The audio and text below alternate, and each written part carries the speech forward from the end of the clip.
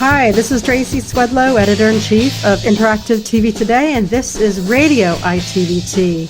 Sometimes we like to speak to people on audio who have particularly great voices, like Vicki Lenz, who's on the call with us today, President and CEO of CTAM. Welcome to the show, Vicki. Hi, how are you? I'm great. I mean, we're just hanging out in the house making chocolate cake and bread like everybody else, right? So just working, and I'm working super hard now because we put out these Televisionation pieces, which ramped up my work level, actually. It's interesting that a lot of people are saying that somehow now that they have time to think more and do more, they are producing more, which I think is fascinating.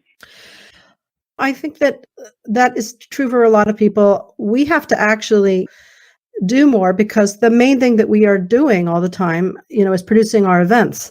So, and it's not clear, whether or not these events will actually take place in real life, IRL, right, or online. And so there's a lot of rethinking and reassessing what you do and how to communicate to your audience. So that's what this is all about. Although we've been doing these radio ITVT recordings, God, I've been doing them since 98, I think.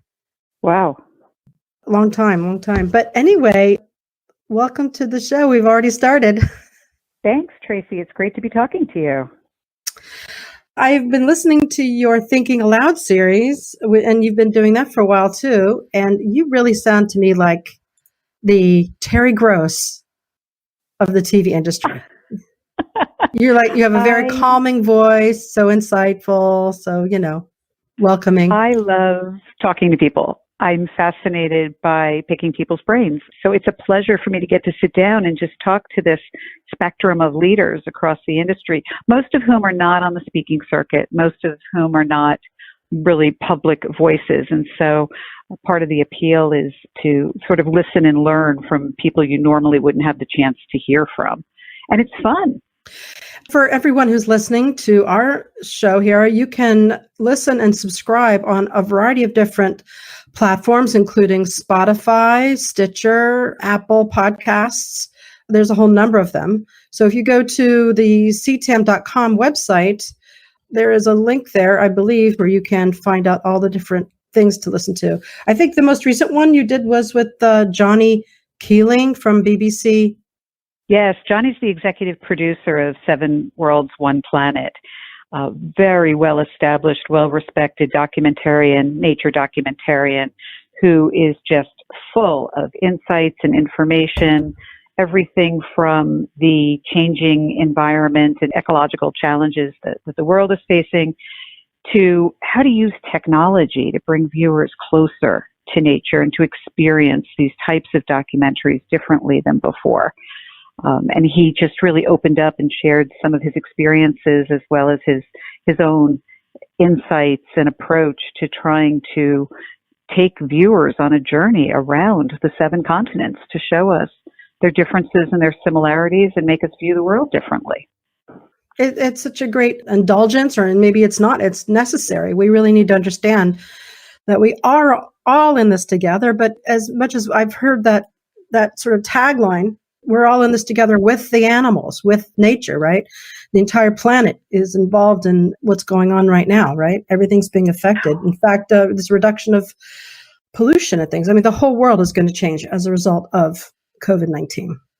That's very true. And I spoke with Johnny way before the virus started to spread and became a news story and a life-changing event for people all around the world. But he feels very strongly about what you just said about the interconnected nature of the world and the impact that nature documentary programming can have on raising social awareness and creating social impact. And now we're all in this moment that's just, beyond comprehension, where we truly are all in this together, whether we like it or not. And we're seeing it through a global lens of how it is truly one world, and it is a small world after all. And so Johnny's insights about the programming and about ecology and the environment in general are especially applicable to what we're experiencing right now. You just made me remind myself a little bit of strange nostalgia, and I'm just going to indulge myself and say it out loud, which is my hard-edged father who was an attorney who was sort of a real man's man and sort of Frank Sinatra-like a little bit.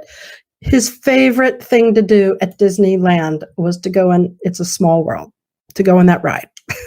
I'm the mom of a young boy. I've been on it hundreds and hundreds of times. That's what Disney should do. You know, they should take people through that, like a little video ride right now. Let people meander through that. Okay, so let's actually talk about CTAM a little bit, because you're the president and CEO of this very important organization, specifically for the cable industry. But it's really, with this series, Thinking Out Loud, you're really reaching out to a lot more people. Tommy, let's talk to the people who haven't understood what CTAM was before, although I would assume all of our listeners here know what CTAM is, but just to refresh. Sure. Well, I think there's a big difference between what CTAM has been and what we are today. So it's a great question, and I appreciate you asking it. We've been in existence for more than 45 years and made a huge mark on the industry in so many different ways over that time. But we've also had to evolve to stay relevant and to continue to drive value and impact. And so today, CTAM just looks really different. We're not very association-like anymore. We're still member-funded, but we shifted to a corporate membership model years ago. So we no longer have individual memberships. And much to people's dismay, the CTAM Summit annual conference halted about 8 years ago or so. They were the best party in the biz at the time. I keep hearing that. And in fact, when I joined CTAM in 2016, the number one question I got from people was, are you going to bring Summit back? Are you going to bring Summit back? And it's not that we don't want to, but the industry's in a different place. And, we're here to serve both the industry and our members. And there just isn't an appetite for supporting something like that right now. So the answer to that one was unfortunately no. But what we have done is introduce a whole lot of other great work and a new business operating model that is very focused on developing the marketplace, strengthening the business, and building the collective brand, giving the industry a voice and strengthening our reputation in areas where individually we haven't been able to gain significant ground in that space, or where it's not appropriate for individual brands to tackle that space. And so we're very focused on actual business initiatives where we're in it with our member partners. We're doing work both for them and with them. To some degree, we operate a little bit like an agency, and we're really a very well-defined marketing organization that's focused on driving collective impact where it's going to matter most, whether that's leveraging the biggest priorities and opportunities or tackling the biggest challenges. I mean, you have many, many companies here, Altice, Comcast, Cox, Rogers Shaw, all of the Charter, and the cable content providers, right? Fox, C-SPAN, A&E, Univision, yes. Viacom, and then vendors like Adobe, Newstar, Nielsen, a real cross-section of the industry, and of course, Magid. How are you providing them context in which they can speak about what they're going to do going forward? Because it's very complicated right now, and with everybody turning to OTT platforms and other things and finding stuff on the internet, how are you helping them lead and grow their offerings? So it's a two-way street. We've even branched out to engage with participating companies, Google and others, and we work with all of the streamers through our TCA tour program. And so we've actually expanded in very interesting ways. And when I say it's a two-way street, our members help us lead by outlining what the priorities and challenges really look like for their businesses on a year-to-year basis. And then we help them lead by leaning into those priority challenges and helping to drive solutions, or by leaning into those broad spread opportunities to try to help collectively leverage those opportunities on behalf of the industry. So what does that look like? I think the best example is probably piracy, because piracy impacts everybody's bottom line. It's a $50 billion plus economic challenge for the entire industry.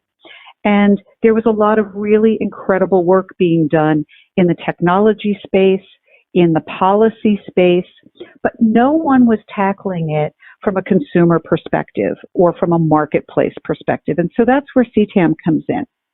We're looking at it in terms of being able to educate and inform consumers who will then make better informed choices about where and how they consume their content and what content they choose to consume. And if we move the needle just in a small way, it's a significant impact to the industry's bottom line overall. And as I said earlier, it impacts everybody's bottom line. So pulling together to put the cumulative weight of our resources and our interests against an effort like that can actually drive really meaningful economic results for the industry. And that's just one example of the type of work that CTAM's doing. So we've launched a consumer portal. It's called streamsafely.com. And there's a series of educational vignettes that are posted along with articles and information. We want to make consumers aware of the risks that are associated with consuming pirated content. What most people don't realize is that they're exposing their personal data and their technology infrastructures to malware and to people who honestly are just criminals. But the other part of this, Tracy, is really interesting. Those criminals, quote unquote, very often appear to be incredibly legitimate businesses. So consumers aren't even necessarily aware that they're consuming pirated content. So there's an educational aspect to this as well that's just trying to illuminate the problem and the challenges associated with the problem, and most importantly, the risks for consumers in that space. Also, though, from a business perspective, getting the marketers to understand that even though these pirated businesses are not legitimate businesses, they are absolutely legitimate competitors. And so if we're not keeping them in consideration for how we're approaching defending ourselves from the competition, then we're missing an important challenge that's out there in the marketplace. So CTAM is looking at business opportunities through a consumer lens, from a marketplace perspective, and trying to help the industry lead and solve and build value. You've created a sort of a gated community inside which they can discuss these critically important issues. We have, and this goes back to CTAM's roots. Over the years, we were always about bringing everyone all together. The reasons for that have varied over time. We used to try to bring people all together so they could do deals with each other, and then we brought people together so they could share best practices and illuminate the gold standard marketing being done in the industry. Today, we bring people together to roll up their sleeves, sit at the table, talk about the business, share information to the degree that it's legally allowed, and literally work together to either solve these problems or leverage these opportunities to everyone's advantage. And we're one of the only places in the industry where that continues to happen. And so the value of that space where CTAM exists continues to be incredibly valuable and also really impactful. And then just to jump back to your earlier question too about, so how do we, at a time where the industry seems to be pulling everybody apart and people are running into their respective corners to try to go direct to consumer and give consumers exactly what they want, and collaboration seems to be diminishing, I will tell you that when we start with the consumer and you take a consumer first view and you start to back out of what that looks like when you're tackling a challenge or trying to add some value, it doesn't take very long before you find the sweet spot of opportunity where everyone needs to be all in together. The consumer is truly in the driver's seat like never before, and that really impacts the way we're all making business decisions. And so CTAM today is a very consumer-centric marketing organization. And by keeping the consumer due north, then we all tend to work on very similar priorities, building value together and driving solutions together that give consumers what they want. And that's where CTAM has become incredibly adept at creating win-wins. And so that's part of how we do what we do, and part of why all these leading organizations come back to sit at this table with us, because it's a really important place to be. In this particular time, when everyone's facing the coronavirus shutdowns, shut-ins, it's almost like a research opportunity we've never seen before, right? There's so many more people streaming. I know that you had some research done or from Hub Entertainment Research, and of course we've worked with them many times. They've spoken or moderated panels, John Giegengak, that where you have here the Gen X and millennials are adding new subscriptions, about 24%. Gen Z's 28%. They expect to add new subscriptions while quarantined. Everybody's streaming more, the VOD, the cable industry, everybody's seeing a gigantic leap in viewership. This is well established now, but this is an incredible like crucible. It's like a research environment that would be such an incredibly interesting opportunity.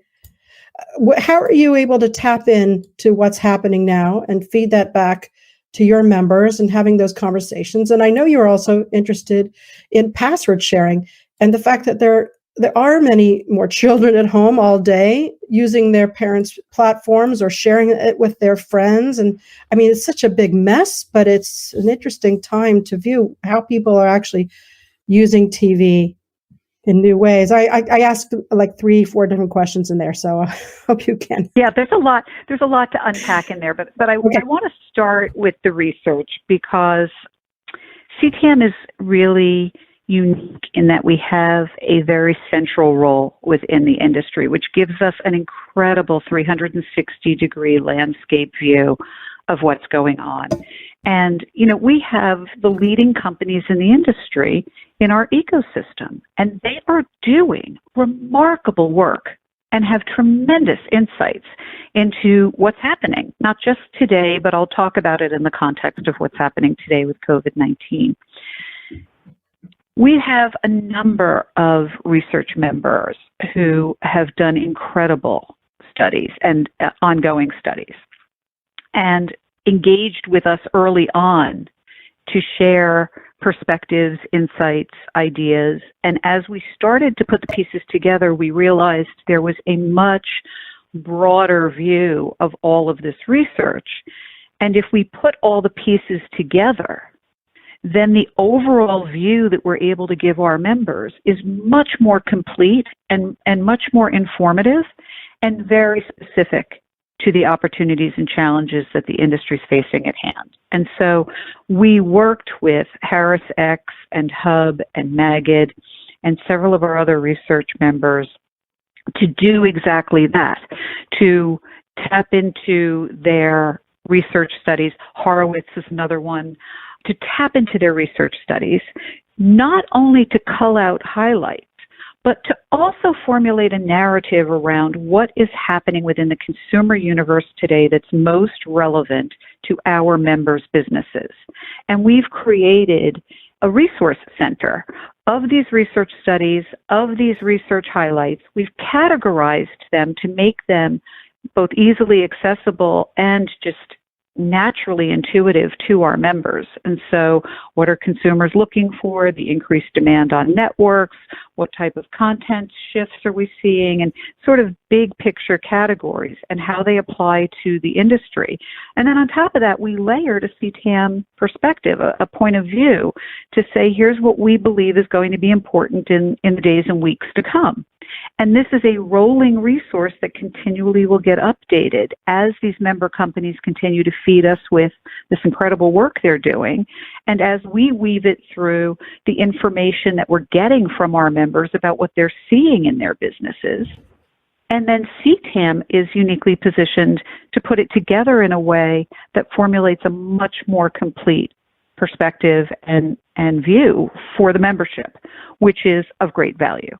And so again, it's this concept of collective impact and CTAM bringing people together in ways that they would not come together otherwise, and then creating value within that ecosystem to give the industry lift. And in this case, the lift is more insight, better information to help inform their consumer strategies, their marketing strategies, their reactions and responses to this crisis as it continues to unfold. Because as we know, every week is just a completely different perspective.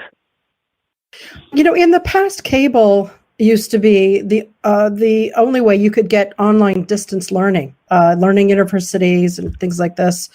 And I miss all of that. And I'm kind of curious if anybody in the cable community is looking at this as a new opportunity, a new business offering. Because I know all of these kids who are at home are turning to Google Classroom and Zoom and all these other services that are kind of, not interconnected. I'm very curious. Have you heard any rumblings about that? Any interest in looking into the education market as a new offering?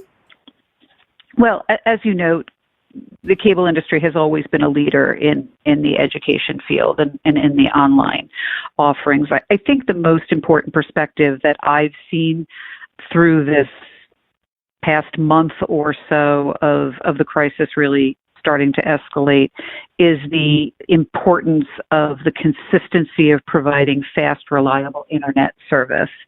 And in hand with that, expanding it to create greater access, especially to low-income households and families with students at home right now. I mean, we just have to understand that the inequality of how the situation is playing out across people's lives is dramatic. And so to the degree that the industry can leverage its resources to help sort of flatten that curve, well, we're all doing our social part to flatten the virus curve. If we can flatten the inequality curve a bit and give students the opportunity to learn online and give families the opportunity to stay safe while staying connected, that's huge. And I just don't think that we can overstate the significance of that enough. I know that there's obviously an interest in upping your connectivity, your broadband. I think you had some research here from Share Tracker. Nearly 1 in 5 consumers are planning to upgrade their internet service for higher speed in the next 30 days, with 18% expecting to upgrade or switch for increased speed. I think that's all true, but I also definitely, like you said, I am concerned about the people who aren't going to be able to afford all of that, people who are having to prioritize how they use their money, and yet they still need to get their kids educated. I mean, what can you say? I wonder if the cable industry is opening their minds to that situation and figuring out a way to work with that to flatten that curve, to flatten that pain point. And in a number of ways, right? We've expanded access, and as I said, especially targeting the low-income households, families with students. All of our leading member companies have signed the FCC's Keep America Connected pledge to reassure consumers that they're going to stay connected throughout this outbreak. The industry has rallied to make $100 million plus commitment in PSA inventory through June. We can't take that too lightly because that is educating consumers on the importance of staying home to stay safe, but it's also rolling messages that get updated as the outbreak evolves so that we're keeping people currently informed. And that's really important, along with keeping them connected.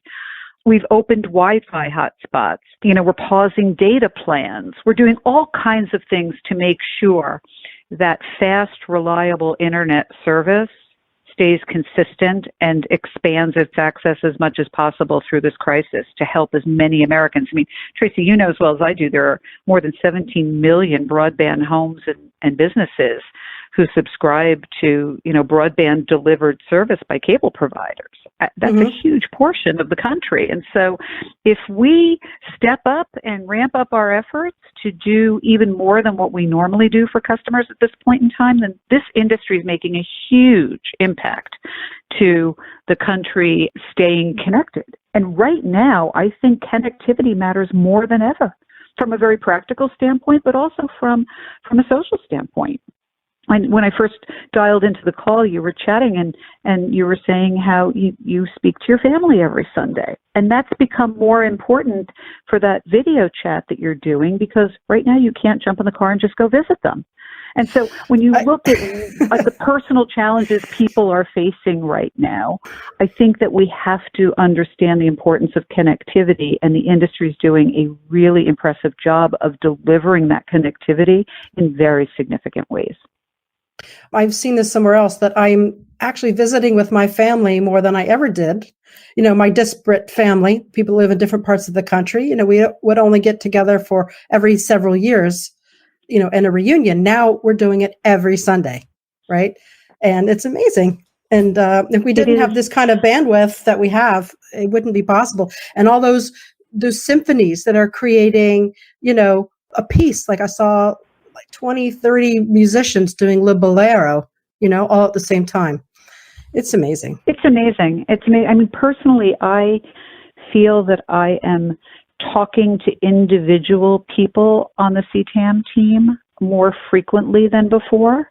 I think that the nature of the way we're working right now, our meetings have obviously all gone virtual, but we're also having one-off conversations with each other more because you have to become more effective at driving work outside of those virtual meetings. And we're not just running down the hall or stopping in the kitchen to chat. And so you have to make a concerted effort. And those conversations tend to be a little bit deeper, which is fascinating to me. And I think that, my personal hope is that when we do come through this, and at some point we will come through this and out the other side, and no one knows what the other side is going to look like. We all know that we'll be changed forever. But I personally don't believe that those forever changes need to be all bad. I think a lot of good will have come from this. And I don't mean to downplay the impact and the devastation and the loss that people are experiencing. But I do think that when we move forward, there will be some good things we take with us.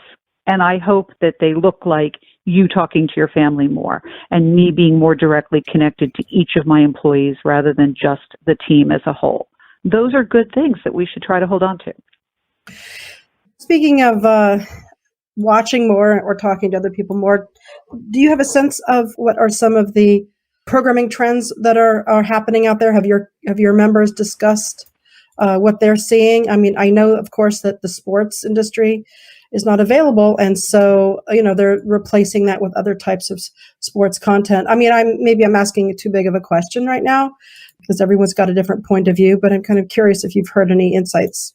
It is a big question, and there are some content insights in the research that's on our resource page. I don't pretend to be an expert on what the ratings are showing right now. Obviously, live news is huge and seeing a bump like never before. I've also seen a lot of press around how, unfortunately, there's not a revenue correlation to that because advertisers have pulled back so dramatically, and so viewership is way up, but advertising's way down. So the industry is dealing with business model shifts through all of this, just like every other industry everywhere. I do think in general, people are looking for entertainment and escapism more than ever. And so a lot of the, sort of top picks and highly rated programs are seeing a resurgence of people who didn't get around to watching them the first time and they're watching them now, or people who enjoyed them so much the first time are going back to visit them again now. I think consumers are trying to go down their checklist of things they've always wanted to watch and not found the time, and they're finding the time now. And we do know that people's viewership is up, but their screen time is up overall, right? Their lives are lived through screens right now more than ever. And that just sort of brings me back to that connectivity point. The other thing I think is really important to mention from the content perspective is that the content providers are stepping up in big ways. Not only are they trying to share information and keep people informed, but they're also doing a lot of fundraising. So you see really great events starting to be created, virtual events and charity events starting to be created that are going to try to funnel some resources towards being part of the solution of how we get through this COVID-19 crisis. I think just recently ABC, NBC, CBS announced a global special hosted by a number of comedic talent that's going to be focused on the challenge. Amazon is streaming the Fleabag stage show for charity. I mean, you see all kinds of things starting to happen that's geared towards becoming part of the solution, but also giving people a feel-good way to engage with content and sort of participate in this bubble of time that we're all existing in that's just different than our regular lives. I know this is not an American service, but the National Theatre in the UK is streaming a play or the opera. And In New York City, Lincoln Center, I think they're streaming operas every day or something like that. I mean, everybody's trying to figure out a way to provide content and to be remembered. I think that's the key thing, right? Is you don't want to go dark, and you want to be visible, you want to be heard, and you want to communicate with people around the world. And I think that is great that CTAM, through your Thinking Aloud podcast, perhaps, and your efforts are keeping people together and getting them to talk. There's so many great shows here, by the way. If you want to go check out Thinking Out Loud, it's on Spotify. And maybe you'll be doing some more shows like this to ask people similar questions, perhaps, about from their perspective, how they're handling this. Absolutely. We've got some wonderful interviews already, in the can, ready to go, and some others lined up. And just like everyone else, we're shifting gears a little bit right now, trying to figure out what the conversations are that people really want to hear the most during this unusual period of time. But, some things about the business don't change. And so there are always great conversations to be had by visionary leaders who are thinking about things differently or in important ways that we can all learn from. And those are the guests that we're always seeking to find. I don't want to come across as too Pollyanna, but, you talking about these streaming operas, I would call that a bright spot. And when we shifted to work from home at CTAM, I introduced something I called bright spots and encouraged everyone. I started realizing that every now and then something would come across my screen or happen in my life, or I'd see it out my window that would make me just stop and smile. And I realized that it was a whole bunch of different things. I mean, I would see something that a brand was doing, and I would think, wow, that's so cool. I am really impressed with what this company is doing to help the world in need right now, or to help their consumers in need right now. It was, a story of my son shifting to a virtual learning situation, or a joke that my husband and I shared, or the forsythia bush outside my home office window going into full bloom totally unexpectedly one day. And I just went, wow, that's beautiful. And I realized that, going through all of this darkness, which can really start to pull us down when the news day after day is just so depressing, and the business challenges are really big, that we should start to share bright spots. And so on a regular basis now, I've got the CTAM team. Whenever you experience one of these stop and smile moments, share it with us. It doesn't matter if it's big or small or intelligent or funny or simple or, whatever it is. And by sharing our bright spots, not only do we get to know each other better, but we're also kind of lifting each other up every day, because the bright spots are what make us smile through all of this. And I find that inspiring.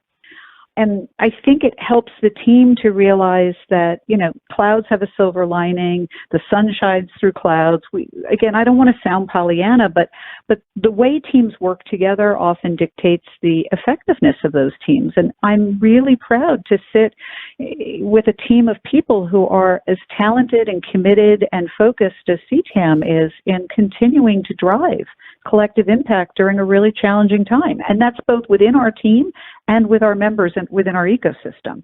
And so I think the bright spots, and you just sharing one with all of us, really matter. And I think we all need to try to do that a little bit more throughout all of this, so it doesn't become too much of the daily drudge of trying to get down your checklist and stay focused on what has to get done. Well, that sounds great. I know we always appreciate having you guys participate at our conferences, TV of Tomorrow show. So, and I hope that more bright spots get communicated through your podcast series, Thinking Out Loud. We definitely need to hear about the positive things going on in the world. There are some interesting developments like SGN, some good news by John Krasinski. I don't know if you've seen that yet. You must go check that out. It's on YouTube. It would be great to have the cable industry come out and do something, maybe, like you said, like a charity or a program or something like that. I'm kind of curious what the upfronts, new fronts, whatever they're called these days, are going to do. It'd be amazing if that community, if the advertising community made what they're doing more transparent, perhaps made it programming available to the world. I'm just sort of thinking out loud myself. We love thinking out loud at CTAM. Okay, sounds good. What are you watching, and anything that you want to share that cheers you up?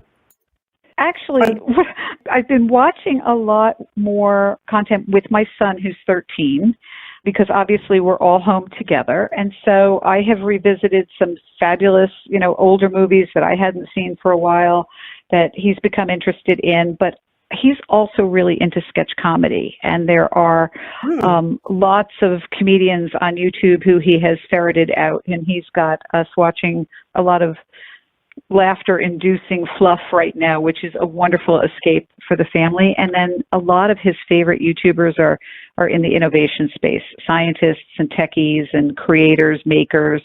And so I've also really been creatively inspired by him because he's got me learning a lot from these thinkers and these doers. And then I take that away and try to apply it. So that's sort of, that's our family space right now. And we're still early enough in this curve that we're not yet driving each other nuts. We're still having a good time with being home together more. That sounds lovely. I have a daughter who's 12. Maybe they can get together sometime in the future to meet each other. Okay, well, thank you so much, Vicki. I really appreciate your sharing your life with us, your insights, the work you do at CTAM, and hopefully we'll all get together in real life somewhere. But I'm sure we'll speak together in the future some more. Be sure to go to ctam.com to find Thinking Aloud, all of the various places you can subscribe to it, and to check out the work that they're doing. It was a pleasure talking to you, Tracy. Thanks so much for having me on. Thank you. Thank you. Good luck. Thank you, you too. Bye. This is Tracy Swedlow, Editor-in-Chief of Interactive TV Today, co-producer of the TV Tomorrow Show and Televisionation. Be sure to go to tvotshow.com or itvt.com/podcast to subscribe to this radio show, Radio ITVT. Thank you.